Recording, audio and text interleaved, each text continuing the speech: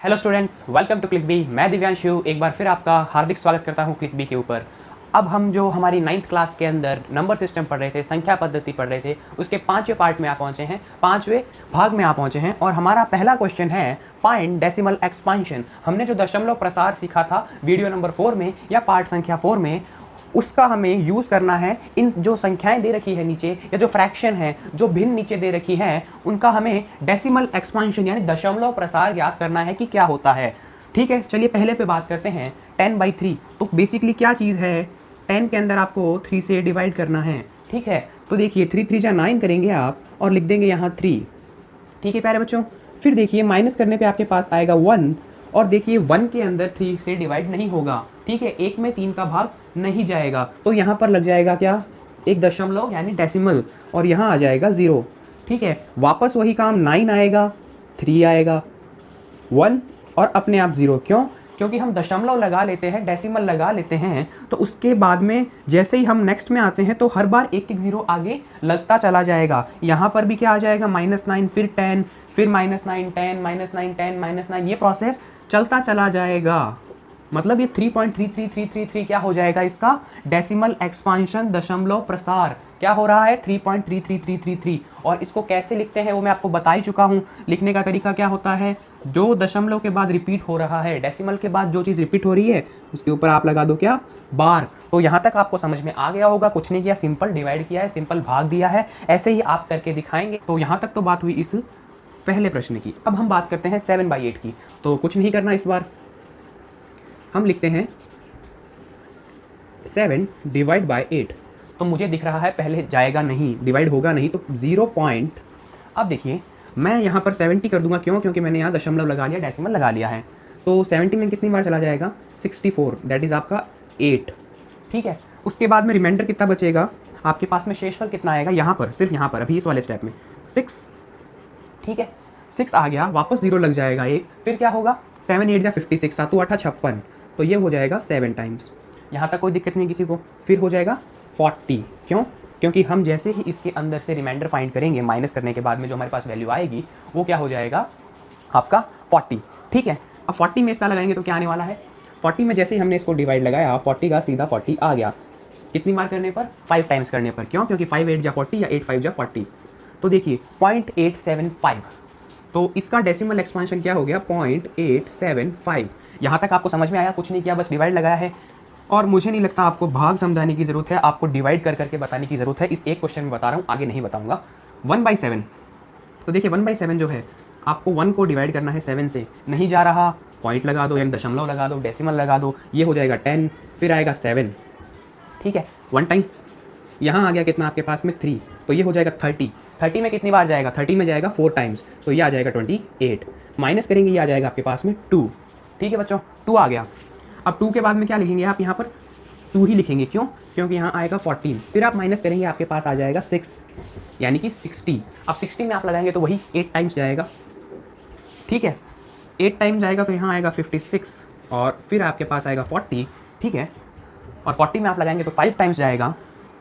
ठीक है, तो ये ऐसे 0.14285 आगे चलता रहेगा 1/7। ठीक है, और कहीं ना कहीं जाकर ये वापस रिपीट होने लग जाएगा। देखिए 40 में करेंगे तो 35 यानी कि 5 टाइम्स चला गया, फिर बचा कितना 5, तो 5 बचा तो हो गया 50 हुआ, तो क्या आएगा वापस आपका 49, जो कि 7 टाइम्स करने पे आएगा, और वापस पहली कंडीशन आ जाएगी 1, रिमाइंडर बच जाएगा, यानी जो माइनस करने के बाद में बचेगा वो 1 बचेगा, तो वापस यही स्टार्ट हो जाएगा। तो दैट मीन्स क्या हुआ, इसका डेसिमल एक्सपांशन आपके पास में क्या आ गया बच्चों, 1/7 का डेसिमल एक्सपांशन हुआ आपके पास में 0.142857 इसके ऊपर बार। क्यों? क्योंकि वापस रिपीटेशन होने लग जाएगा। वापस क्या है था हमारे पास, 1 आ गया था, फिर वापस 10, फिर वापस 30, 20, 60, 40, फिर वापस 50 और फिर वापस 1, तो ये चलता रहेगा। तो डेसिमल एक्सपांशन क्या हो जाएगा, 142857। अब अगर मैं पिछले वीडियो की बात कर लूँ तो मैंने आपको बताया था रेशनल और इरेशनल नंबर्स के बारे में, कि जो नॉन टर्मिनेटिंग रिपीटिंग होते हैं वो भी रेशनल होते हैं, और जो सिर्फ टर्मिनेटिंग होते हैं वो भी रेशनल होते हैं। जो शांत संख्याएं होती है वो भी आपकी परिमेय होती है, और जो अशांत अनावर्ती होती है वो भी परिमेय होती है। तो ये भी आपका रेशनल नंबर है, ये भी रेशनल नंबर है, ये भी रेशनल नंबर है। आपकी टर्मिनेटिंग और नॉन टर्मिनेटिंग की डेफिनेशन से, शांत और अशांत की परिभाषा से। लेकिन हम जो दूसरी परिभाषा सीधा डेफिनेशन से कनेक्ट करें, जो हमने सबसे पहली डेफिनेशन पढ़ी थी किसकी, परिमेय संख्याओं की, रेशनल नंबर्स की, P by Q form, P by Q form, P by Q form, P and Q integer, P and Q integer, P and Q integer, ठीक है। Q is not equal to zero, Q is not equal to zero, Q is not equal to zero, तीनों P by Q के रूप में है, तीनों में P और क्यू क्या है, पूर्णांक है, और तीनों के अंदर क्यूब जो है वो जीरो के इक्वल नहीं है, इसका मतलब तीनों परिमेय संख्याएं हैं। तो परिमेय संख्याओं की डेफिनेशन भी हमने बता दी तीनों के अंदर, हमने टर्मिनेटिंग नॉन टर्मिनेटिंग भी कर लिया, और हमने कर लिया decimal expansion. Now the second question is, जो दूसरा प्रश्न है वो है express the following in the form of P by Q. तो पी बाई क्यू के रूप में उन्हीं को लिख सकते हैं जो परिमेय हो, जो रेशनल हो। तो पहले तो देखना पड़ेगा ये रेशनल है या नहीं। देखिए ये क्या है, नॉन टर्मिनेटिंग रिपीटिंग है तो ये भी रेशनल है, और ये डेसिमल के बाद रुक जा रहा है, इसका मतलब टर्मिनेटिंग है, शांत है, तो ये भी रेशनल है, परिमेय है। तो अब हम इन दोनों को बनाते हैं पी बाई क्यू की फॉर्म में।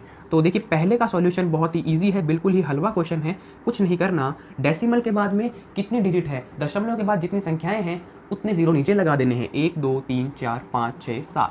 तो कुछ नहीं करना, 3 1 4 2 6 7 8 5 अपॉन, देखिए डेसिमल के बाद कितनी डिजिट थी, 1 2 3 4 5 6 7, तो 1 2 3 4 5 6 7, बस ये हो गई पी बाई क्यू फॉर्म। जिसमें ऐसे सीधा दिया हुआ हो, जो टर्मिनेटिंग हो, उसके अंदर क्या करना है, बस दशमलव हटाना है, और आपको वहाँ पर नीचे जितने डेसिमल के बाद डिजिट है, जितनी संख्याएं हैं दशमलव के बाद, उतने जीरो लगा देने हैं, पी बाई क्यू फॉर्म आपकी बन जाएगी। और उसके बाद अगर आप इसको सिंप्लीफाई करना चाहो, थोड़ा सरलीकरण करना चाहो इसका, तो आप कर सकते हो, नहीं तो आप ऐसा भी छोड़ सकते हो, बिल्कुल सही है। अब देखिए ये वाला क्वेश्चन है, या ऐसे जो क्वेश्चंस हैं जो नॉन टर्मिनेटिंग रिपीटिंग है, जो अनंत तक चल रहे हैं किसी खास ऑर्डर में, उनको कैसे लिखेंगे, उनको कैसे सॉल्व करेंगे। तो उसके लिए देखो क्या करना है, इसका सॉल्यूशन भी थोड़ा इजी है, बस थोड़ा सा आपको एक पैटर्न ध्यान में रखना है और उसी पैटर्न से करते हुए चले जाना है। देखिए मैं मान लेता हूँ x इज इक्वल्स टू 0.3 बार, मैंने x के इक्वल मान लिया इसको, ठीक है प्यारे बच्चों। तो अब मैं इसे अगर खोलना चाहूँ तो मैं ऐसे लिख सकता हूँ x इज इक्वल्स टू 0.333333 और ये चलता रहेगा। यहाँ तक किसी भी बच्चे को कोई भी दिक्कत नहीं आई होगी मेरे अकॉर्डिंग। बस कुछ नहीं किया, मैंने खोल के लिखा है, ठीक है। आपको सबको पता है कि इस बार का मतलब क्या होता है, 3333 इनफाइनाइट टाइम रिपीट हो रहा है, इनफाइनाइट तक बार बार आ रहा है। ये अशांत अनावर्ती है, नॉन टर्मिनेटिंग रिपीटिंग है। तो अब क्या करना है, नेक्स्ट स्टेप के अंदर आपको, इसको मैं इक्वेशन 1 बोल देता हूँ एक बार के लिए, ठीक है। नेक्स्ट स्टेप में आपको क्या करना है, 10 से मल्टीप्लाई कर देना है, 10x। अब इधर भी 10 से मल्टीप्लाई करेंगे, बिल्कुल करेंगे, क्योंकि इक्वल्स टू के इधर किया है तो आपको इधर भी करना पड़ेगा। जो ऑपरेशन, जो संक्रिया आपने LHS में लगाई है, वही संक्रिया, वही ऑपरेशन आपको RHS में लगानी पड़ेगी, नहीं तो ये चीज़ें इक्वल नहीं हो पाएंगी। LHS इक्वल टू RHS कब होगा, जब हम जो RHS में काम कर रहे हैं वही LHS में कर रहे हैं, जो संक्रिया हम RHS में लगा रहे हैं वही संक्रिया अगर हम LHS में लगा रहे हैं तो ही वो इक्वल रहेंगे प्यारे बच्चों। तो ये हो जाएगा 3.33333 और ये इनफाइनाइट तक चलता चला जाएगा। अब देखो इक्वेशन नंबर 1 ये है, इक्वेशन नंबर 2 ये है। तो अब मैं क्या करता हूँ, इक्वेशन 1 और 2 इसमें से मैं कर लेता हूँ इक्वेशन 2 माइनस फ्रॉम इक्वेशन 1 करें तो देखो क्या होगा, 10x इज इक्वल्स टू 3.333 और x 0.333 माइनस करना है, तो यहाँ माइनस है, यहाँ भी माइनस है। तो देखिए 10 में से एक x चला गया, 10 में से 1 गया तो ये आ गया 9x, और यहाँ पर देखिए 3.3333 है, उनमें से 0.3333 निकल गया, तो देखो ये पूरा का पूरा पार्ट निकल गया, यहाँ 0 0 0 0 0 0 बनेगा और सिर्फ 3 बच जाएगा। तो 3.0 लिख दूँ मैं या खाली 3 लिख दूँ, सिर्फ 3 लिख दूँ, एक ही बात है, तो मैं यहाँ 3 ही लिख देता हूँ। तो मेरे पास आ रहा है 9x इज इक्वल्स टू 3। मुझे तो x चाहिए, क्यों, क्योंकि मैंने x इक्वल टू ये माना है, तो मैं सिंपल x निकालूंगा तो मेरे पास क्या आ जाएगी, p बाई क्यू फॉर्म आ जाएगी। कैसे, x इज इक्वल्स टू 3/9, यहाँ मल्टीप्लाई में था, वहाँ डिवाइड में चला गया। तो अब देखो कितना बचा, 3 की टेबल से कैंसिलेशन कर लेते हैं इसका, 3 1 जा 3, 3 3 जा 9, तो ये हो गया 1/3। तो देखिए मैंने x क्या माना था, 0.3 के ऊपर ये बार, ठीक है, और x मेरे पास आ क्या गया 1/3।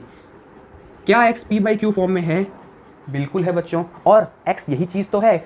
मैथमेटिकली मैंने प्रूव भी कर दिया कि भाई x मैं ऐसे स्टेप वाइज लेके भी आ गया, और अगर आप चेक करना चाहो तो आप डिवाइड करके देख लेना, यही मिलेगा आपको 0.333333। या ऐसा भी लिख सकते हैं भाई, जो रिपीट होता है उसके ऊपर हम बार लगा देते हैं, ठीक है, अब हम 2 क्वेश्चन और लेते हैं। अभी तो हमने क्या लिया था, सिर्फ एक डिजिट रिपीट हो रही थी, अब 2 वाला लेंगे, फिर 3 वाला लेंगे। उनको थोड़ा फास्ट करेंगे, उम्मीद करता हूँ यहाँ आपको समझ में आया होगा, उनको भी एक बार देख लेते हैं। तो प्यारे बच्चों, क्वेश्चन वही चल रहा है आपका, आपको एक्सप्रेस पी बाई क्यू की फॉर्म में करना है, आपको इसको पी बाई क्यू के रूप में ही व्यक्त करना है। इस बार क्या हुआ, 27 यानी कि 2 डिजिट के ऊपर बार आ गई, मतलब ये 27 27 27 27 27 27 रिपीट हो रहा है, इसको मुझे पी बाई क्यू फॉर्म में बनाना है। लास्ट क्वेश्चन जो मैंने यहाँ किया था उसमें क्या था, सिर्फ एक डिजिट रिपीट हो रही थी। तो चलो इसको भी देख लेते हैं, सॉल्यूशन बना लेते हैं। अनदर हलवा क्वेश्चन, क्यों, क्योंकि वो समझ में आ गया तो ये हलवा ही लगने वाला है, और ये बता दूंगा ना उसके बाद आपको लगेगा बिल्कुल ही हलवा है। क्या लगने वाला है, हलवा। तो पहले ही बता देता हूँ ये हलवा होने वाला है। तो देखिए वही काम करना है, मुझे x मान लेना है 1.27 का बार, यानी कि मैं मान सकता हूँ 1.272727 और ये इनफाइनाइट तक चलता चला जाएगा। अब क्या करता हूँ, मैं इस चीज़ को बोल देता हूँ इक्वेशन नंबर 1। ठीक है, कोई दिक्कत नहीं है।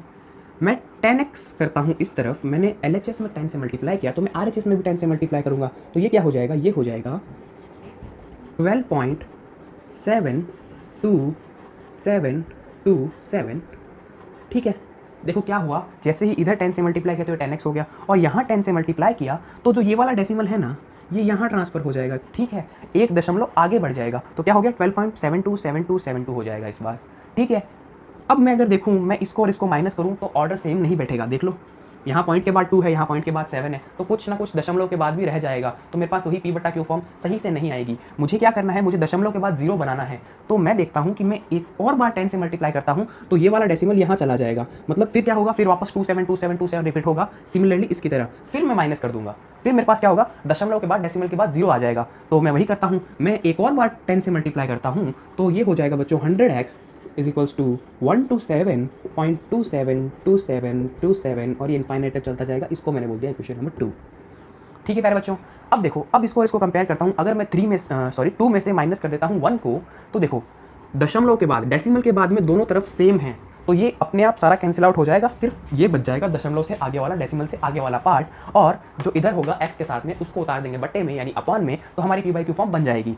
तो देख लेते हैं, equation number 2 minus equation number 1, then 100x is equals to क्या था, 127.272727, ये इनफाइनाइट तक चल रहा है प्यारे बच्चों, और इक्वेशन नंबर 1 है x 1.272727। देखो इतना बताने की जरूरत नहीं है कि दशमलव के नीचे दशमलव होना चाहिए, ये सब आपको आता है, आप माइनस करके आए हैं छोटी क्लासों में, तो उसमें टाइम वेस्ट नहीं करेंगे, माइनस कर देते हैं दोनों तरफ। तो इधर तो आ गया 100 - 1 99x, इधर क्या आ जाएगा, देखो पॉइंट्स ये सब कट जाएगा, 27 27 27, तो पॉइंट के इधर तो क्या मिल रहा है, 0। ठीक है, पॉइंट के इधर तो 0 मिल रहा है, इधर क्या बचेगा, देखिए 7 में से 1 गया 6 और 12 का 12 उतर जाएगा, मतलब 126.0, और पॉइंट 0 को दिखाने का कोई तात्पर्य नहीं है, कोई औचित्य नहीं है, तो ये हो जाएगा only 126। 99x is equal to 126 आ रहा है, तो मुझे तो सिर्फ x चाहिए, तो x हो जाएगा 126/99। तो प्यारे बच्चों यहाँ देखिए 3 वाला आ गया, तो कुछ नहीं करना, x 0.235235 बस मैंने x के इक्वलेंट रखा है, कुछ नहीं किया, x के बराबर रखा है। फिर देखो मैं 10x दोनों तरफ 10 की मल्टीप्लाई करता हूँ तो ये हो जाता है 10x 2.35235 इसमें और इसमें कंपैरिजन करो, क्या डेसिमल के बाद वाला सेम बन रहा है, देखो इधर 35 आ रहा है, इधर 235 आ रहा है, बाद में तो सेम है 235 235 235, लेकिन इन दोनों में देखो चेंज है। ठीक है, तो अगली बार वापस 100 से मल्टीप्लाई करता हूँ, जैसे ही 100 से मल्टीप्लाई किया ये हो गया 23.5235 ठीक है, फिर कंपेयर करो, सेम नहीं आ रहा है, फिर तुलना की, सेम नहीं आ रहा है, इसका मतलब ये भी काम में नहीं लेना और ये भी काम में नहीं लेना, पर दिखाना ज़रूर है। अब बात करते हैं 1000 की। 1000 से जैसे ही किया तो देखो डेसिमल कहाँ चला जाएगा, एक और पीछे, जैसे जैसे एक एक जीरो बढ़ाते जाएंगे मल्टीप्लाई में, तो आपने देखा होगा ये पीछे जा रहा है, देखो जो डेसिमल है वो पीछे जा रहा है एक एक स्टेप। तो अब देखो क्या हो गया 235.235235 अब इसमें और इसमें कंपैरिजन करो तो दोनों सेम आ रहे हैं, दोनों में दशमलव के बाद में सेम चीज़ है, दोनों में जो डेसिमल के बाद वाला पार्ट है वो सेम है, तो इसको और इसको माइनस करना है। आपको अगर थोड़ा सा कन्फ्यूजन हो कि किसको और किसको माइनस करना है तो आप बिल्कुल ऐसे देखेंगे कि दशमलव के बाद जो चीज़ सेम आ रही है दोनों के अंदर, फर्स्ट वाले के अंदर और जो आपका लास्ट वाला बना है उसके अंदर, उसी को काम में लेना है। जैसे हमने जो पहला वाला क्वेश्चन किया था उसमें 0.3 वाला था तो वो 10x में सेम आ गया था, तो हमने इसी स्टेप को ले लिया था। इसके बाद वाला जो 100x वाला किया था उसमें क्या हुआ था, जो हमने 1.27 वाला किया था जो हमने 1.27 वाला किया था उसमें क्या हुआ था, 100x पे ही सेम आ गया था डेसिमल के बाद वाला पार्ट, तो हमने उसको काम में ले लिया था। इस बार क्या हुआ 1000x करने के बाद में सेम आ गया डेसिमल वाला पार्ट, तो हमने इसको काम में लिया है। ठीक है, अगर आपको ये बात समझ में नहीं आई हो थोड़ा सा रिवाइंड करके देख लेना, अच्छे से समझ आ जाएगा। अब बात करते हैं इक्वेशन 2 माइनस इक्वेशन 1 की। 1000 में से एक x निकाल दिया तो 999 बचना ही है। देखो डेसिमल के बाद में सारा सेम है, तो ये सारा तो आपस में कैंसिल आउट होने ही वाला है, तो पॉइंट के बाद 0 आ गया, दशमलव के बाद 0 आ गया। और ना भी दिखाओ, अगर ऐसा भी लिख दो तो ये इक्वल है, कोई चीज़ खराब नहीं है। और ऊपर क्या है 235, नीचे 0, किसी में से भी 0 घटा लो मेरे भाई, वही रहने वाला है। तो जो आपका 999x है या 999x है वो हो गया 235 के इक्वलेंट या इक्वल। तो अब मुझे x चाहिए, तो ये इधर मल्टीप्लाई में है, उधर जाके डिवाइड में हो जाएगा, तो मेरा जो x है वो आ जाएगा 235/9, 999, 235/39 या 999। ठीक है, ये क्या हो गया, इसका p/q फॉर्म में रिप्रेजेंटेशन हो गया। ठीक है, ये पहले पॉइंटों में था, फिर मैं इसको p/q फॉर्म में ले आया। उम्मीद करता हूँ आपको समझ में आया होगा। कुछ नहीं करना, बस डेसिमल के बाद वाला सेम लाना है, दशमलव के बाद वाली संख्या सेम लानी है, समान लानी है, फिर माइनस करना है, और फिर जो x के साथ में चिपका हुआ हो उसको उधर ट्रांसफर कर देना है। p/q फॉर्म बन गई, कुछ भी नहीं करना है, बिल्कुल ही हलवा क्वेश्चंस हैं। एक बार आप प्रैक्टिस कर लोगे 2-3 क्वेश्चंस की, आपको समझ में आ गया होगा। सिमिलरली देख लो, अगर कोई 4 वाला आ जाए, सपोज आ जाए 0.14126, इसके ऊपर बार आ जाए, ये 4 वाला है, तो आपने एक चीज़ तो समझ ही ली होगी कि जिसमें 3 आ रहा है उसमें 3 0 वाला काम लेना है। पहले 2 वाला आया था तो उसमें 2 0 वाला काम आ गया था, एक ही आया था पॉइंट वाला तो उसमें 1 0 वाला ही काम आ गया था। तो यहाँ पर मुझे 10,000 x बनाना पड़ेगा और उसको फिर x में से माइनस करना पड़ेगा। ठीक है, समझ में आ रहा है? और थोड़े प्रैक्टिस करेंगे तो आपको और समझ में आ जाएगा, अपनी टेक्स्ट बुक से या कोई भी आप जो हेल्प बुक यूज़ करते हैं या रिफ्रेशर यूज़ करते हैं। ठीक है, तो यहाँ तक आपको समझ में आया होगा, उम्मीद करता हूँ। अब हम बढ़ते हैं आगे के क्वेश्चन। सो स्टूडेंट्स, नाउ हमें find N irrational number between 1/7 and 2/7। हमने जो प्रीवियस वीडियोस के अंदर रेशनल नंबर्स के बीच में रेशनल नंबर फाइंड किया था, अब ये 2 रेशनल नंबर है, इसके बीच में हमें इर्रेशनल नंबर यानी अपरिमेय संख्या को ज्ञात करना है। तो बेसिकली कुछ नहीं करना आपको बस इनमें डिवाइड लगाकर इनको डेसिमल एक्सपांशन के रूप में बदलना है, दशमलव प्रसार करना है इनका। तो वही बात है, आप 1 को डिवाइड कीजिए 7 से, तो वही बात 0 लगाएंगे, यहाँ आएगा 0.173। ये चीज़ मैं आपको पहले बता चुका हूँ, दोबारा बता रहा हूँ। ठीक है, 60 होगा तो कितना आ जाएगा 56। फिर बात करूँ 40 की तो वो आ जाएगा 5, और लास्ट में आएगा कितना 7। तो ये चीज़ का क्या होने लग जाएगा रिपीटेशन, तो इसके ऊपर बार लगा देते हैं। ठीक है, तो ये हो गया मेरे पास 1/7। ठीक है, सिमिलरली मैं बात करूँ अगर 2/7 की, तो यहाँ पर क्या करना है, आपको 2 के अंदर 7 से डिवाइड करना है, तो वही जाएगा नहीं तो हम पॉइंट लगा देंगे 20। ठीक है, आ गया 14, बचा कितना 60। ठीक है, तो ये हो जाएगा 2, फिर बात करेंगे तो 56 आ जाएगा, यहाँ आ जाएगा 8, 4 यानी कि 40, 35 कर दो भाई, 5 टाइम्स चला गया, 50, 7 टाइम्स जाएगा और 49 आ जाएगा, 10, फिर वही बात 1 टाइम जाएगा और 3 आ जाएगा, फिर क्या होगा, फिर 4 टाइम्स चला जाएगा और 28 आ जाएगा, और वापस फिर 2 आ जाएगा और वापस 20, यानी कि वापस यही चीज़ वापस स्टार्ट हो जाएगी। तो इसका मतलब इसके ऊपर भी क्या आ जाएगा, बार। तो इसका मतलब क्या हुआ बेसिक सा, कि जो ये है वो इक्वल हो गया 2/7 के, तो 1/7 है वो इक्वलेंट हो गया इसके, और 2/7 हो गया इसके इक्वल। तो प्यारे बच्चों, अभी हमने देखा कि जो 1/7 है उसका दशमलव प्रसार क्या होता है 0.142857, फिर रिपीटेशन होता है इसलिए बार। सिमिलरली इसका होता है 0.285714, और फिर रिपीटेशन होता है इसलिए बार आ गई। तो मैं अगर बात करूँ तो मैं ऐसा लिख सकता हूँ इसको 1/7 को 0.1428571428 और 57, और ये चलता रहेगा। क्यों? क्योंकि इनफाइनाइट टाइम यही तो रिपीट होगा। सिमिलरली मैं अगर इसकी बात करूँ तो इसको भी लिख सकता हूँ 0.285714, क्योंकि इसका इनफाइनाइट मैनी टाइम्स रिपीटेशन है, अनंत बार इसका आवर्ती हो गया, ये रिपीट होगा। ठीक है, अब मुझे क्या करना है, मुझे इन दोनों नंबर्स के बीच में एक अपरिमेय संख्या, इन दोनों संख्याओं के बीच में मुझे एक इर्रेशनल नंबर फाइंड करना है। तो यहाँ पर 3 बातों का ध्यान रखूंगा तो मेरा इर्रेशनल नंबर आसानी से आ जाएगा। पहली बात कि वो इन दोनों के बीच में होना चाहिए। ठीक है, 0.14 और 0.28 इनके बीच में होना चाहिए। ठीक है, पहली कंडीशन। दूसरी कंडीशन कि वो क्या होना चाहिए, वो दशमलव के बाद, डेसिमल के बाद इनफाइनाइट तक जाना चाहिए, रुकना नहीं चाहिए। डेसिमल के बाद अनंत तक जाना चाहिए, कहीं भी रुकना नहीं चाहिए। ठीक है, मोटा मोटी टर्मिनेटिंग नहीं होना चाहिए, वो शांत नहीं होना चाहिए। ठीक है, सेकंड कंडीशन भी ये हो गई। थर्ड कंडीशन हुई कि उसमें किसी फिक्स ऑर्डर का रिपीटेशन नहीं होना चाहिए। जैसे इनमें फिक्स ऑर्डर का रिपीटेशन हो रहा है, ये रिपीट हो रहा है बार बार, देखो इसमें भी ये रिपीट हो रहा है बार बार, उसमें ऐसा कोई फिक्स रिपीटेशन नहीं होना चाहिए। तो वो क्या हो जाएगा आपका इर्रेशनल, अपरिमेय। तीनों कंडीशन सेटिस्फाई होते ही वो अपरिमेय हो जाएगा। चलो मैं एक एग्जांपल लेता हूँ, या मैं आपको बताता हूँ, आपको बताना है ये नंबर अपरिमेय है या नहीं है। मैं लेता हूँ 0.2020202020202020 इनफाइनाइट तक चल रहा है।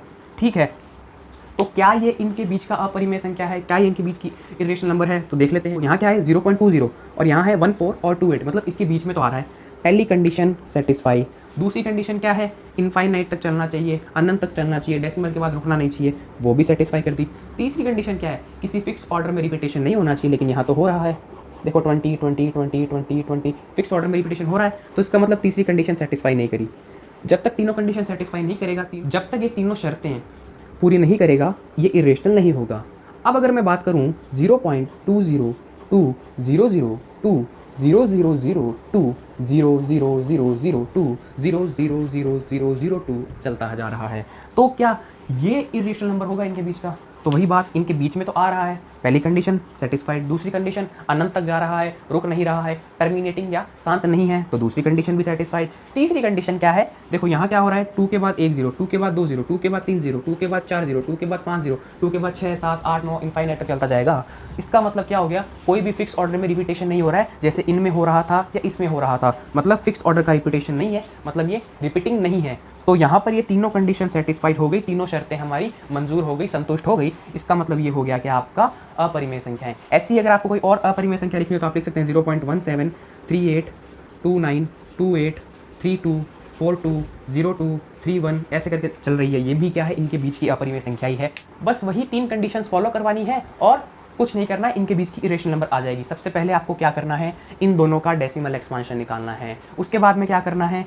आपको इन दोनों के बीच की कोई संख्या निकालनी है, ठीक है। फिर उस संख्या में आपको क्या बातें ध्यान रखनी है कि वो अनंत तक जाए, डेसिमल के बाद रुके ना, टर्मिनेटिंग ना हो, शांत ना हो, और उसमें कोई भी फिक्स ऑर्डर का रिपीटेशन ना हो, मतलब नॉन टर्मिनेटिंग नॉन रिपीटिंग हो, तो वो हो जाएगी आपकी इरेशनल नंबर। तो अब आपको ये क्वेश्चन अच्छे से समझ में आ गया होगा, इसकी मैं उम्मीद करता हूँ। फिर भी कोई डाउट रह जाए तो आप मुझसे पूछ सकते हैं। अब एक बॉक्स बना रहा हूँ, क्यों बना रहा हूँ? क्योंकि आपको होमवर्क देना है। क्वेश्चन नंबर 4 है, वो आपका होमवर्क है, और वो क्वेश्चन ये है प्यारे बच्चों कि आपको 1/2 एंड 3/5 यानी कि 1/2 और 3/5 के बीच में आपको 7 अपरिमेय संख्याएं यानी 7 इरेशनल नंबर्स फाइंड करने हैं। क्या करेंगे? वही कुछ क्या करना है वो मैं आपको थोड़ा बता देता हूँ। वापस आपको इनका डेसिमल एक्सपांशन निकालना है और इसके बीच में इरेशनल नंबर पुट करने हैं। भाई कोई भी इनके बीच का नंबर सोचना है, वो क्या होना चाहिए? रुकना नहीं चाहिए, और उसमें कोई फिक्स रिपीटेशन नहीं होना चाहिए। बस वो 7 नंबर्स लिखने हैं, बाकी कुछ भी नहीं करना है, मन से लिखने हैं, ठीक है। कोई आपसे एक्सप्लेनेशन नहीं मांगेगा उसका। ये हो गया आपका होमवर्क का क्वेश्चन। तो एक क्वेश्चन आपको होमवर्क मिल गया, एक मैंने समझा दिया। अब बात करते हैं आज के लास्ट क्वेश्चन की, क्वेश्चन नंबर 5 की। Now the last question of today's session. आज के सेशन का अंतिम प्रश्न, classify the following numbers as rational and irrational. जो ये नीचे दिए हुए नंबर्स हैं, आपको 5 संख्याएं नीचे दी गई है, इनमें आपको बताना है कौन सी रेशनल यानी परिमेय है और कौन सी इरेशनल यानी अपरिमेय है। देखो लिखना दोनों में पॉसिबल नहीं है, क्योंकि थोड़ा बोर्ड भी छोटा है और दूसरा टाइम भी बहुत ज़्यादा कंज्यूम होता है। मैं आपको हिंदी में बिल्कुल बताऊंगा हर एक चीज़ को, और आप थोड़ा सा इंग्लिश की टर्मिनोलॉजी भी ध्यान में रखें। आपका डेवलपमेंट जरूरी है, सस्टेनेबल डेवलपमेंट, सतत पोषण या विकास, जो हम इकोनॉमिक्स में क्लास 10 में पढ़ने वाले हैं, ठीक है। तो खैर उसकी बात नहीं करिए, क्योंकि मैं मैथ्स पढ़ाता हूँ, इकोनॉमिक्स नहीं पढ़ाता। इकोनॉमिक्स भी आपको कभी पढ़ाऊंगा तो बताऊंगा, क्योंकि मुझे इकोनॉमिक्स भी बहुत अच्छी आती है और पसंद है। खैर अपने सब्जेक्ट पर आ जाते हैं, मैथ्स के ऊपर। तो हमें बताना है परिमेय है या अपरिमेय है। तो अब बात करते हैं रूट 23 की। तो मैंने आपको बताया था वो संख्याएं या वो नंबर जो रूट में आ जाएं और परफेक्ट स्क्वायर ना हो, पूर्ण वर्ग ना हो, वो हो जाते हैं अपरिमेय। तो ये वाला क्या हो जाएगा? इर्रेशनल। क्यों? क्योंकि रूट 23 जो है वो कंप्लीट स्क्वायर नहीं है, वो पूर्ण वर्ग नहीं है, तो ये हो जाएगा इर्रेशनल यानी कि अपरिमेय, प्यारे बच्चों। अब बात करते हैं नेक्स्ट, अंडर रूट 225, रूट 225। तो देखो इसका वर्गमूल, इसका स्क्वायर रूट क्या होगा? 15, क्योंकि 15 का स्क्वायर क्या होता है प्यारे बच्चों? 15 का स्क्वायर होता है 225 यानी 225। तो इससे मेरे पास 15 बाहर आ जाएगा, तो ये हो जाएगा रेशनल। क्यों? क्योंकि अंडर रूट के अंदर कंप्लीट स्क्वायर आ रहा है, पूर्ण वर्ग आ रहा है, और जहाँ अंडर रूट के अंदर कंप्लीट स्क्वायर पूर्ण वर्ग आया वो क्या हो गया? रेशनल। यहाँ पूर्ण वर्ग कंप्लीट स्क्वायर नहीं था तो ये हो गया इर्रेशनल, यहाँ पूर्ण वर्ग कंप्लीट स्क्वायर था तो ये हो गया रेशनल। सिर्फ रूट वाले क्वेश्चन में इतना ही ध्यान रखना है, कंप्लीट स्क्वायर है या नहीं है। जो कंप्लीट स्क्वायर है वो रेशनल यानी परिमेय, जो कंप्लीट स्क्वायर नहीं है वो इरेशनल यानी अपरिमेय। क्वेश्चन नंबर 3 जिसका पार्ट 3 है वो है 0.3796। तो देख लो बच्चों, दशमलव के बाद रुक जा रहा है, डेसिमल के बाद रुक जा रहा है, मतलब ये है शांत।